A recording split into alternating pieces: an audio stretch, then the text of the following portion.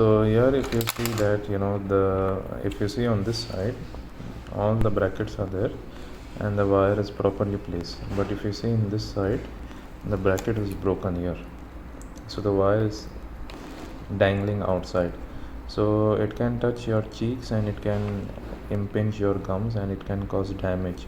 Accidentally it can cause ulcers also. So what should we do? We have something called as orthodontic wax.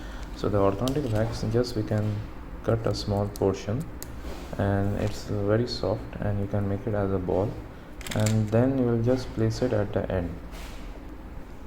Just press it at the end so that it will not impinge your cheeks, and then you can visit the clinic and then we can get it fixed. We can put the braces, new braces, so that it will not touch your gums. Thank you.